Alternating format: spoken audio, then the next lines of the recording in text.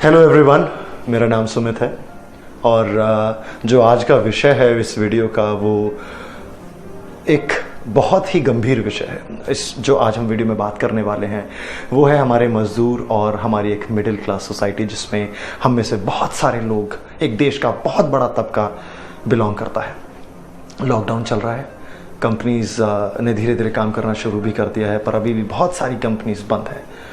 लोगों को काम मिलना बंद हो चुका है। जो एक बहुत बड़ा तबका हमारे देश की आबादी का, जो मज़दूर हैं, वो अलग अलग राज्यों में रह रहे थे, काम मिलना बंद हो गया तो उन्होंने धीरे धीरे अपने घरों की तरफ पलायन करना शुरू किया और इसके चलते उन्हें बहुत ज़्यादा प्रॉब्लम्स का भी सामना करना पड़ा। ये सब आपने न्यूज़ चैनल्स में देखा भी होगा। न्यूज़ चैनल्स ने बहुत ज़्यादा इस न्यूज़ को दिखाया था कि किस तरह की समस्याओं का सामना मज़दूरों को करना पड़ रहा है, और जो काफ़ी हद तक सही भी था। और ये वीडियो थोड़ा सा लंबा हो सकता है, तो इस वीडियो को एंड तक ज़रूर देखें। और ये वीडियो आपको सोचने पर मजबूर कर देगा कि हम जो इस समय जीवन जी रहे हैं, क्या वो एक सही जीवन है, या फिर हमें इसके बारे में सोचना चाहिए कि एक बहुत बड़ा तबका हमारे देश का, जिसके बारे में अभी कोई भी बात नहीं कर रहा है, तो आज उसके बारे में हम बात करेंगे। इस वीडियो से बहुत सारे लोगों को हो सकता है कि असहमति हो, तो असहमति का भी स्वागत है, बिकॉज़ हम लोगों के विचार बहुत ज़्यादा लोगों से नहीं मिलते हैं। सो ये मेरा और मेरे दोस्त का थॉट है, तो उन्होंने मुझसे शेयर किया और मैंने सोचा कि आप लोगों से शेयर करूं। जब मज़दूरों ने पलायन करना शुरू कर दिया तो प्रॉब्लम्स का सामना करना पड़ा उनको, और ये सारी चीज़ें न्यूज़ चैनल्स ने आपको दिखाई। और इसके साथ साथ बहुत सारे नेताओं ने अपनी राजनीति को भी बहुत चमकाया इससे। तो हुआ क्या, मज़दूर अब इस वक्त अपने घर पहुंच चुका है, तो अब हमें सोचने की ज़रूरत है कि मज़दूरों के बारे में बात करना थोड़ा कम कर दें और बात करें उन लोगों की जो हमारे देश की जनसंख्या और जो हमारे देश की आबादी का एक बहुत बड़ा हिस्सा है, यानी कि मिडिल क्लास। मज़दूर घर पहुंच गया, अपने परिवार के साथ है, उसके पास उसका आधार कार्ड होगा, मनरेगा जॉब कार्ड भी होगा, राशन कार्ड भी होगा, सरकार मुफ्त में आटा चावल दे रही है, जनधन खाते भी ज़रूर होंगे जिसमें सरकार ने कुछ पैसा डालना शुरू कर दिया, जो आगे भी मिलता रहेगा मज़दूरों को। लेकिन बात करते हैं उन लोगों की, सबसे पहले उन लोगों की जिन्होंने काफ़ी रुपया कर्ज लेकर, कई लाख रुपए कर्ज लेकर इंजीनियरिंग की पढ़ाई एक प्राइवेट कॉलेज से की थी, और वो पढ़ाई पूरी करने के बाद उस इंसान की सैलरी आज के टाइम में 7 से 8 हज़ार या 10 हज़ार रुपये, अगर इसको आप कैलकुलेट करें या कंपेयर करें एक मज़दूर की मंथली इनकम से, तो वो उससे भी कम है। लेकिन क्या करें, प्रॉब्लम ये है कि वो इंसान जो 7 से 8 हज़ार रुपये या 10 हज़ार रुपये महीना कमाता है, अप टू डेट रहना उसकी मजबूरी है। वो बिना अप टू डेट रहे ही नहीं सकता है, उसे मजबूरी में काम करना पड़ता है। या बात करें जो इंसान अभी अभी वकील बना है, जिसने नई नई वकालत करनी शुरू की है। सबसे पहली बात, 2 से 4 साल तक तो कोई केस मिलता भी नहीं है। 2-4 साल के बाद 4-5 हज़ार रुपये महीना मिलना शुरू होता है, लेकिन मजबूरी ऐसी है कि वो अपनी गरीबी दिखा भी नहीं सकता, क्योंकि अगर वो गरीबी दिखाएगा तो उसके पास क्लाइंट्स नहीं आएंगे। और 4-6 साल के बाद या 7-8 साल बाद जब उसका काम थोड़ा चलना शुरू होता है, 20-25 हज़ार रुपये उसकी मंथली इनकम होना शुरू होती है, तो एक और समस्या खड़ी हो जाती है कि अब घर खरीदना है, अब गाड़ी खरीदनी है। समस्या बहुत बड़ी है, क्योंकि स्टेटस को मेंटेन रखना है, गरीबी दिखा नहीं सकता, तो इसमें वो क्या करे। अब जब घर खरीदना है तो उसकी किश्तें भी होंगी, गाड़ी की भी किश्तें होगी, मजबूरी है, करना पड़ेगा स्टेटस को मेंटेन करने के लिए। अब बात करते हैं उस इंसान के बारे में जो एक सेल्समैन है, एक एरिया मैनेजर का तमका उसके पास है, उसके पास एक प्रोफाइल है एरिया मैनेजर की, लेकिन काम उसका यही है कि उसको जगह जगह घूमना पड़ता है। भले ही चाहे 8 से 10 हज़ार रुपये मिले, लेकिन कभी भी वो अपनी गरीबी का प्रदर्शन नहीं कर सकता, मजबूरी है ऐसी। उसके बारे में सोचिए, जो एक बीमा एजेंट है, एक ऐसा एजेंट जिसको हर समय मुस्कुराते हुए लोगों से डील करना पड़ता है।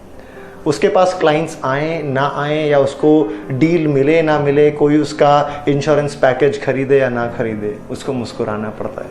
वो गिड़गिड़ा नहीं सकता कि आप मेरा पैकेज ले लो या आप ये इंश्योरेंस खरीद लो। क्यों? मजबूरी है, अपनी गरीबी दिखा नहीं सकता, ये बता नहीं सकता कि मैं पैसे की ज़रूरत है मुझे, या मुझे इस वक्त काम नहीं है मेरे पास, या कुछ भी ऐसा, क्योंकि गरीबी का प्रदर्शन नहीं कर सकता। मिडिल क्लास से बिलोंग करता है, ना तो वो ऊपर है अभी, ना वो बिल्कुल नीचे है, वो बीच में अटका हुआ है, बीच में झूल रहा है। आपको कार खरीदनी थी, आप कार एजेंसी में गए और वही बीमा एजेंट या वही लोन एजेंट आपको कार खरीदने से लेकर आपके कार की डिलीवरी तक मुस्कुराते हुए साफ सुथरे कपड़े में हमेशा आपको आपके सामने हाजिर मिलेगा।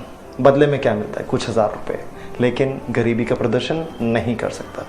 आत्मसम्मान के साथ रहना पड़ता है। मैंने वकील को, इंजीनियर को, एक पत्रकार को, एक एजेंट को, एक सेल्समैन को, छोटा मोटा जो दुकानदार है या क्लर्क हैं या कोई भी मास्टर जी हैं स्कूल में जो पढ़ाते हैं, या कोई कपड़ा धोने वाला धोबी है, या सलून बाल काटने वाला सलून का एक नाई है, भले ही चाहे अंदर से उसके कपड़े फटे हुए हो, लेकिन मजबूरी ऐसी है कि गरीबी को वो नहीं दिखा सकते। उनके बारे में आप क्या कहेंगे? क्या वो बहुत ऐश की ज़िंदगी जी रहे हैं? हर कोई मज़दूरों की बात कर रहा है। इन लोगों के बारे में कौन कब सोचेगा?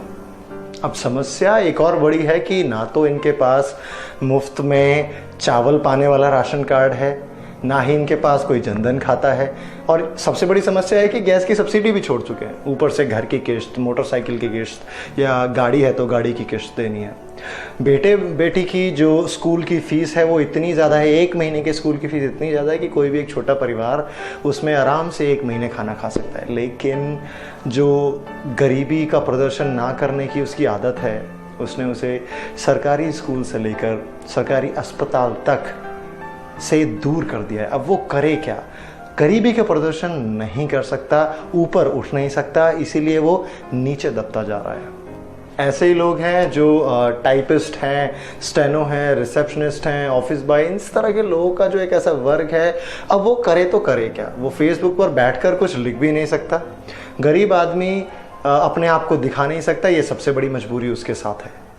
ऐसा ही एक बहुत बड़ा वर्ग मंदिरों में और घर घर जाकर पूजा पाठ करने का जो काम करते थे और जो आजीविका चलाते थे, ऐसे ही बहुत सारे ब्राह्मणों का भी एक ऐसा वर्ग है।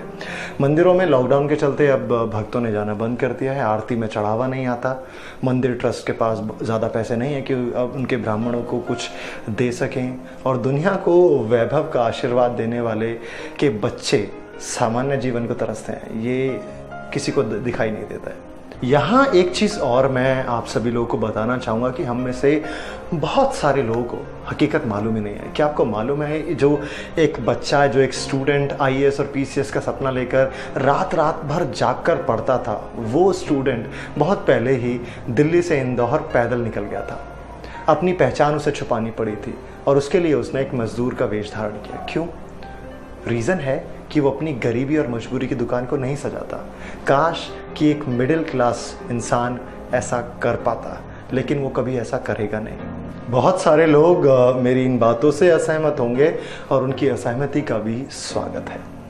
अब बात करते हैं सरकार की कमाई का। जितने भी साधन थे सरकार की कमाई के, वो खुल चुके हैं। सारे साधन सरकार ने खोल दिए हैं। शराब चालू हो गई, गुटखा चालू फिर हो गया है, फिर से पेट्रोल पंप चालू हो गया, वो पूरे रेट पर। RBI और जो बाकी सारे बैंक्स हैं उन्होंने अपना इंटरेस्ट रेट चालू कर दिया। ऑनलाइन मार्केटिंग जो अमेज़न, फ्लिपकार्ट या और सारी साइट्स हैं वो सब शुरू हो चुकी हैं। DD नेशनल चालू है। सरकार के विभाग के जितने भी टैक्स हैं, जैसे भूमि कर हो गया, लाइसेंस फीस हो गया, वो सब चालू है। बिजली का बिल चालू है। जितने भी लाइसेंस फीस हैं वो भरनी है उसको। अगर उसकी दुकान पर या उसकी कोई छोटी सी वर्कशॉप पर कोई कारीगर काम करता है तो उसको बिना काम तनख्वाह भी देनी है। बिना दुकान खोले उसको किराया भी देना है। बैंक को पूरा ब्याज नहीं दिया तो एक्स्ट्रा ब्याज उसको या बहुत ज़्यादा भार उसको झेलना पड़ेगा। सरकार को भी डोनेट करना है। आसपास के जो ज़रूरतमंद हैं उन लोगों को भोजन का सामान देना है। जो पहले बचत हुआ करती थी उस पर ब्याज कम हो गया। धंधा करना है तो सरकार के नियमों का पालन करना है। 40 दिन तक सरकार के पास टैक्स नहीं आया तो सरकार सैलरी नहीं दे पा रही है। बहुत ज़्यादा डिडक्शन हो रहा है सरकारी एम्प्लॉयज़ की जो सैलरी में से। लेकिन मिडिल क्लास जो है हमारी, उनके पास तो जैसे कोई पेड़ लगा हुआ है जो टैक्स भी दे, बेचारा किराया भी दे, सैलरी भी दे, स्कूल की फ़ीस भी दे और अपने परिवार को भी पाले। जिसको ये समझ आ जाए वो वीडियो ज़रूर शेयर करें। एक जो मिडिल क्लास है हमारे देश में, हमारे भारत देश में सबसे ज़्यादा सफ़र करने वाली कैटेगरी है और एक बहुत बड़ा तबका मिडिल क्लास को हमारे देश में बिलोंग करता है। ज़्यादा से ज़्यादा इस वीडियो को शेयर करें और हर आदमी जो मिडिल क्लास से बिलोंग करता है ये वीडियो उसके पास पहुंचना चाहिए, ताकि सबको एक मिडिल क्लास सोसाइटी का दर्द मालूम चले। कुछ लोग, फिर से कहता हूं, कुछ लोग इस वीडियो से असहमत होंगे और उनकी असहमति का स्वागत है।